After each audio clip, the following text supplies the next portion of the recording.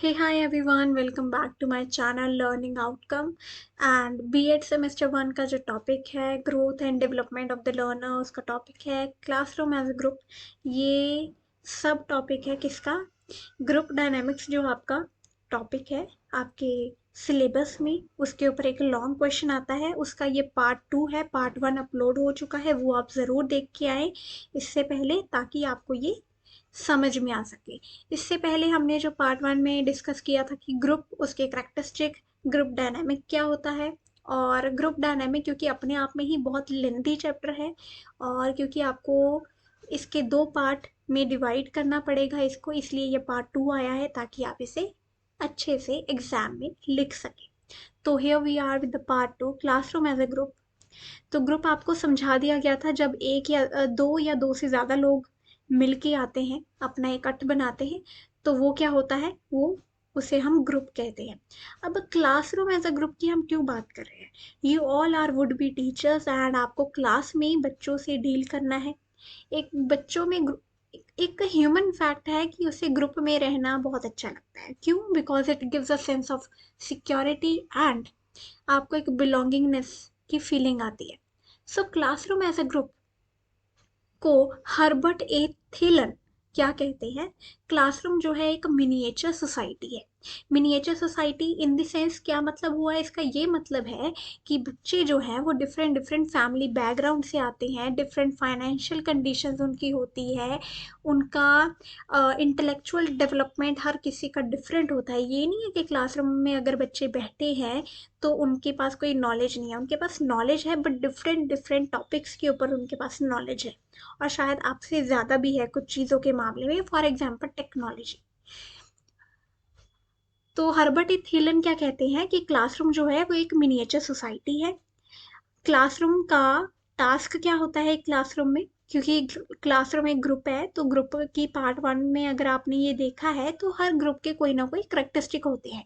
तो इसमें classroom group का क्या टास्क होता है? एकेडमिक सब्जेक्ट मैटर को पूरा करना। गोल क्या होता है क्लासरूम ग्रुप का? पॉजिटिव क्लाइमेट क्रिएट करना, ताकि सभी बच्चे अच्छे से पढ़ सके और उनको नॉलेज मिले। स्ट्रक्चर, स्ट्रक्चर में क्या आता है? क्लासरूम ग्रुप के रूल्स होते हैं कुछ, एंड रोल्स होते हैं हर बच्चे के जो उसने निभाने होते हैं। अब रोल्स किस किसके होंगे? टीचर का रोल होगा, स्टूडेंट्स का रोल होगा, फिर जो हमारे एडमिनिस्ट्रेटर्स हैं जो स्कूल को चला रहे हैं, प्रिंसिपल, आपके कोऑर्डिनेटर्स, आपके head teachers and management committee, ये सब रोल्स निभाते हैं। पेरेंट्स का भी इनफॉर्मल रोल होता है क्लासरूम में। कैसे? बिकॉज पेरेंट्स जो शिक्षा देंगे, मॉरल वैल्यूज़ देंगे, उनका कैसा इन्वायरमेंट है फैमिली का घर पे जो बच्चे को मिल रहा है, वो बच्चा आके क्लासरूम में आपको बिहेवियर में शो करेगा। तो पेरेंट्स का रोल आ जाता है। फ्रेंड्स का रोल, जो क्लासरूम में बच्चे एक दूसरे के फ्रेंड्स हैं उनका रोल बहुत आता है, वो एक दूसरे को इन्फ्लुएंस करते हैं। ठीक है, तो ये हो गया आपका थोड़ा सा क्लासरूम ग्रुप का इंट्रोडक्शन। तो अब हम बात करेंगे करेक्टरिस्टिक्स ऑफ क्लासरूम। क्लासरूम की क्या करेक्टरिस्टिक है, इसकी फीचर्स क्या है, ठीक है, वो हम पढ़ेंगे। कि कॉमन गोल होता है क्लासरूम का। क्या कॉमन रोल है? वो है डिसाइडेड बाय स्कूल। वो स्कूल डिसाइड करता है कॉमन रोल, कॉमन गोल कौन सा होगा क्लासरूम का। क्लासरूम का कॉमन गोल फॉर एग्जाम्पल ये होगा कि बच्चे की ओवरऑल डेवलपमेंट हो। क्लासरूम बुक का गोल होगा कि बच्चे जो आज पढ़ रहे हैं उनमें से फ्यूचर लीडर कौन आगे जाएगा। ठीक है, डिफरेंट डिफरेंट क्लासरूम गोल हो सकते हैं। बच्चों को इतना एफिशिएंट बनाओ कि वो सोसाइटी को गिव बैक कर सके, सोसाइटी को एक अच्छा सिटीजन बना के उनको भेजे सोसाइटी में। ठीक है, ऑर्गेनाइज्ड स्ट्रक्चर होता है क्लासरूम का। क्लासरूम में डिफरेंट डिफरेंट बैकग्राउंड से बच्चे होते हैं, कोई इंटेलिजेंट होता है, मिक्सड लेवल होता है सबका। ठीक है, ये नहीं कि सारे इंटेलिजेंट बच्चे होंगे, उनमें कुछ लो आईक्यू वाले भी हो सकते हैं, एवरेज वाले भी हो सकते हैं। ऑर्गेनाइज्ड वे से अगर क्लासरूम में एक बच्चा है तो उसके पीछे पूरी एक स्कूल की टीम बैठी है कि ये क्लासरूम में इतने बच्चे बैठेंगे, ये इतनी लड़कियां होंगी, इतने लड़के होंगे क्लास में। तो एक ऑर्गेनाइज्ड स्ट्रक्चर होता है क्लासरूम का कि इतने टीचर एक टाइम पे क्लासरूम में अवेलेबल होंगे। ठीक है, तो एक स्ट्रक्चर होता है प्रॉपर। इंट्रैक्शन, बच्चों के बीच में इंट्रैक्शन होती है। ठीक है, क्लासरूम की एक इंट्रैक्शन पॉजिटिव होती है। फीलिंग ऑफ वननेस, क्लासरूम में फीलिंग ऑफ वननेस बहुत ज़रूरी है, क्योंकि अगर वननेस की फीलिंग नहीं आएगी तो बच्चे एक दूसरे से बात ही नहीं करेंगे और आइसोलेटेड रहेंगे। मोटिवेशन फैक्टर यहाँ पे टीचर प्रोवाइड करता है, बिकॉज अगर ग्रुप में मोटिवेशन रहेगी तो बच्चे स्कूल आएंगे, डेली एब्सेंट नहीं होंगे, एक्टिव पार्टिसिपेशन होगी क्लासरूम लेक्चर्स में एंड लॉट मोर। लीडरशिप, जब बच्चे ग्रुप क्लासरूम अपने आप में ही एक ग्रुप है। फॉर एग्जाम्पल क्लासरूम में 30 बच्चे हैं, वो 30 बच्चों का एक ग्रुप है। फिर चाहे उसके बीच में बच्चे अपने अपने ग्रुप बनाते रहते हैं, बट एक क्लासरूम को हम एक होल ग्रुप देख रहे हैं जिसमें हमने लीडरशिप लेके आनी है आगे बच्चों की।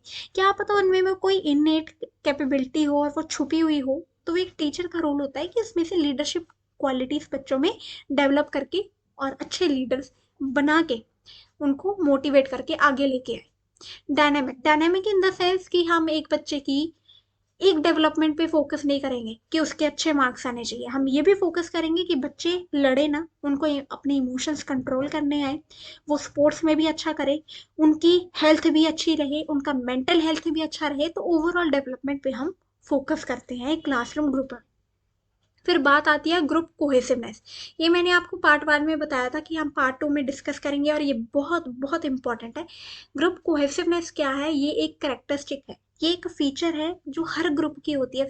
फिर वो चाहे कोई भी ग्रुप हो, फिर चाहे वो रिलीजियस ग्रुप हो, फिर चाहे आपका वो फ्रेंड्स का ग्रुप हो, आपका फैमिली ग्रुप हो, आपका क्लासरूम ग्रुप हो, चाहे पॉलिटिकल ग्रुप हो, कोई कम्युनिटी ग्रुप हो, कोई क्लब ग्रुप हो, कोई आपका प्रेशर ग्रुप हो। कल हमने पार्ट 1 में डिस्कस किया, वो आप देख के आओ। प्रेशर ग्रुप बहुत इंपॉर्टेंट है और इसके ऊपर शॉर्ट नोट आता है, कई बार आप पढ़े प्रेशर ग्रुप क्या होता है, उसको अच्छे से मैंने समझाया with examples. And group cohesiveness her group की एक फीचर होती है, मेन फीचर है, ये बहुत इंपॉर्टेंट है। Group cohesiveness means degree to which members are attracted to each other and motivated to stay in group. ठीक है,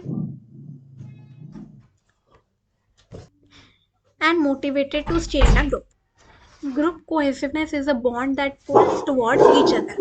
So in simple words, group cohesiveness means वो ऐसी चीज, वो ऐसा फीचर जो एक ग्रुप को बनाए रखने में, कायम रखने में मदद करता है। Group cohesiveness is a quality of a group, a feature of a group, a main characteristic of a group, ताकि ग्रुप बिखरे ना, उनके मेंबर एक दूसरे से जुड़े रहे। फिर वो कोई भी चीज हो सकती है। फॉर एग्जाम्पल कई बार मेंबर्स के बीच में इंटरपर्सनल अट्रैक्शन होती है। For example you are in a class, कोई टीचर आपको बहुत अच्छा लगता है और आप उससे सब कुछ शेयर करते हैं। सो इन दैट क्लासरूम ग्रुप आपका ग्रुप कोहेसिवनेस मेंटेन करने में कौन मदद कर रहा है? टीचर। ग्रुप प्राइड, तो ये ग्रुप कोहेसिवनेस ग्रुप प्राइड में भी बहुत मदद करता है। अगर आपकी ग्रुप स्ट्रांग बहुत है, अगर आपका सेक्शन फॉर एग्जाम्पल क्लासरूम का स्कूल में बहुत सारे सेक्शन होते हैं और सेक्शन ए बहुत अच्छा है सभी 10 सेक्शंस में से, तो ये एक सेक्शन ए के लिए प्राइड की बात है कि यार हम इस पूरे पूरे स्कूल में ए सेक्शन हमारा बहुत अच्छा है और ये हमें गर्व वाली बात है हमारी। तो वो सारे बच्चों में, क्लासमेट्स में एक अलग प्राइड वाली फीलिंग होती है एक दूसरे को देख के। और commitment to work of the group, committed रहते हैं। जब ग्रुप कोहेसिवनेस बहुत स्ट्रांग होती है ना, तो ग्रुप के मेंबर्स अपने वर्क के लिए बहुत कमिटेड रहते हैं। वो बच्चों में कमिटमेंट होगी कि यार हम ए सेक्शन नंबर 1 है तो नंबर 1 ही रहना चाहिए पूरे साल के लिए जब तक हम इस सेक्शन में। ठीक है। So now factors affecting group cohesiveness, attitudes and values. बच्चों का क्या एटीट्यूड है, वैल्यूज क्या है जो उनके फैमिली इनकलकेट उनमें कर रही है, और ये टीचर के भी रोल होते हैं इसमें।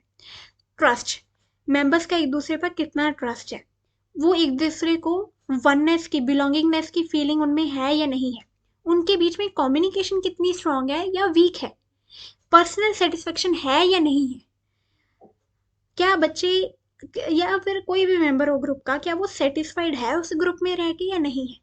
हाई प्रोडक्टिविटी, क्या मेंबर्स बहुत ज़्यादा हाई प्रोडक्टिव है, तो ग्रुप कोहेसिवनेस बहुत अच्छी होगी। ठीक है। तो रोल ऑफ टीचर क्या है ग्रुप कोहेसिवनेस को प्रमोट करने के लिए? प्रोमोटिंग एक्सेप्टेंस, हर बच्चा ग्रुप में जो है, जो क्लास में है, उसको एक्सेप्टेंस वाली फीलिंग आनी चाहिए कि यार अगर मैं फाइनेंशियली भी वीक हूँ तो I am accepted in that classroom, मेरे मेरे साथ कोई भेदभाव नहीं हो रहा है। Establishing goals and norms, her classroom का एक गोल होना चाहिए कि यार हमें मेरिट लिस्ट में अपना नेम लेके आना है। वो गोल कोई भी हो सकता है कि सभी बच्चों की हेल्थ बहुत अच्छी हो, बच्चे लड़े झगड़े ना एक दूसरे से मिलके रहें, ठीक है, सोशली एफिशिएंट बने। नॉर्म्स होने चाहिए कि हर बच्चा अच्छे से बिहेव करेगा, डिसिप्लिन रहेगा, बुक्स लेके आएगा, ठीक है। स्टूडेंट रोल्स, हर बच्चे को एक रोल दें ताकि ये बच्चों को ना लगे कि फेवरेटिज्म हो रही है क्लास में। प्रमोट कोऑपरेशन, बच्चों के बीच में कोऑपरेशन की वैल्यू लेके आए, जो कि आजकल कम ही देखने को मिलती है, but you should as a teacher should promote this value. Diversity, classroom में डाइवर्सिटी होती है और उसकी वैल्यू एक टीचर को करनी चाहिए, और ये वैल्यू को बढ़ाना चाहिए, ना कि इसके बेसिस पे डिस्क्रिमिनेशन करना चाहिए। Inter school activities, inter school activities मतलब एक स्कूल जब दूसरे स्कूल के साथ compete करता है कोई कंपटीशन में, फॉर एग्जांपल डिबेट कंपटीशन है, तो बच्चों को भेजे एक स्कूल वाला। अगर अगर एक स्कूल वाला बच्चा दूसरे स्कूल के बच्चों के साथ compete करेगा तो उसे पता चलेगा कि यार मेरे स्कूल के जो बच्चे हैं, तो आपने यूथ फेस्टिवल्स में देखा होगा तो हर बच्चा क्या करता है, चीयर अप करता है ताकि उसका कॉलेज फर्स्ट आए, उसके बच्चे अच्छे से परफॉर्म करें, तो ग्रुप कोहेसिवनेस वहाँ से भी प्रमोट होती है। Act as a role model, teacher को खुद रोल मॉडल जैसा बिहेव करना चाहिए, उसे जैसे बच्चे चाहते हैं, उसे जैसे बच्चे चाहिए अपनी क्लास में, उसे वैसे ही खुद को भी बनाना पड़ेगा पहले। इनकरेजिंग रिजेक्टेड स्टूडेंट, कई बच्चे ना बड़े रिजेक्टेड होते हैं क्लास में, वो इंट्रोवर्ट होते हैं, बोलते नहीं है कुछ, मे बी कोई पास्ट ट्रॉमा हो सकता है, तो बच्चे को अच्छे से आप देखें, उसको एनालाइज करें, उसको मारे पीटे नहीं बल्कि उससे अच्छे से बात करें और उसको इन्वॉल्व करें ग्रुप्स में। तो अब बात करते हैं group mind, and with this we are done with the topic. Group mind क्या होता है, ली बॉन ने ये कंसेप्ट दिया था ग्रुप माइंड का। ये इतने इंपॉर्टेंट नहीं है but you should know. Group mind क्या होता है, जब एक इंडिविजुअल कोई ग्रुप में मिल के आता है तो वो क्या होता है, तो ग्रुप में इतने सारे माइंड आ गए, अब इतने सारे इंडिविजुअल आ गए, तो हर इंडिविजुअल का अपना माइंड होता है। तो जब इतने सारे माइंड मिलके आ जाते हैं, हम यहाँ पे बॉडी की बात नहीं करें बट ना माइंड की बात करें, जब बहुत सारे लोग एक ग्रुप में मिल के आते हैं तो उनको हम क्या कहते हैं, ग्रुप माइंड। ग्रुप माइंड में क्या होता है कि फॉर एग्जाम्पल एक बच्चा अलोन है, एक बच्चा अकेला है क्लासरूम में, तो वो जब क्लासरूम में अकेला बैठा है तो उसका बिहेवियर कुछ और होगा। अगर बच्चा क्लास में बैठा है इतने सारे बच्चों के बीच में तो उसका बिहेवियर कुछ और होगा। तो बिहेवियर जब चेंज होता है इंडिविजुअली, तो जब वो ग्रुप में आ जाता है तो उसका बिहेवियर कुछ और होता है, तो उसे हम कहते हैं ग्रुप माइंड। लेकिन आज के टाइम पे ये इतना इम्पोर्टेंट नहीं है, इसको रिजेक्ट कर दिया गया है। सोशल साइकोलॉजी हम पढ़ते हैं, एक साइकोलॉजी की ब्रांच है सोशल साइकोलॉजी, और उसमें ये रिजेक्टेड है कहीं ना कहीं ग्रुप माइंड, बिकॉज आजकल चाहे आप अकेले बैठे हो, चाहे आप ग्रुप में बैठे हो, कहीं आप यहीं भी बैठे हो, आपका बिहेवियर चेंज होता ही होता है हर किसी का, और हम ये जनरलाइज नहीं कर सकते बिहेवियर, तो इसलिए ये रिजेक्ट कर दिया गया है इस कंसेप्ट को। और ये आपके कुछ इम्पॉर्टेंट टॉपिक्स हैं, जिसके ऊपर आपके ग्रुप डायनामिक्स के ऊपर ये बहुत इम्पॉर्टेंट क्वेश्चंस हैं जो आपके आ सकते हैं पेपर में। तो आप इसका स्क्रीनशॉट ले लें, इसे पढ़ लें। अभी इसे मैं रीड करके तो क्या बताऊँ, आप इसको देख लें, इसका स्क्रीनशॉट ले लें और इसको अच्छे से पढ़ लें, इसको रिसर्च करें, अपनी बुक्स खोल के पढ़ें या मैंने जो आपको पढ़ाया है वो सब कुछ इस क्वेश्चंस के बीच में कवर अप हो जाएगा, और इन्हीं में से कोई ना कोई क्वेश्चन आएगा आपको पेपर में फाइनल में। तो इसलिए बेहतर होगा कि आप इन क्वेश्चन को अच्छे से प्रिपेयर करें, थोड़ा बुलेट पॉइंट्स बना लें, डायग्राम्स बना लें कि कैसे कैसे करना है, ठीक है। So with this we are done with the topic. अगर आपको बहुत अच्छा लगा हो टॉपिक, या अच्छा भी लगा हो इन द सेंस, तो आप कमेंट्स में लिखें, सब्सक्राइब करें चैनल, लाइक करें, शेयर करें अपने फ्रेंड्स के साथ, और कोई सजेशन हो, कोई क्वेरी हो, कमेंट बॉक्स में लिख दें या मेल करके आप मुझे ज़रूर बताएं। With this, we are done with the topic. Thank you so much, and you may and you should definitely must subscribe to Learning Outcome. Thank you.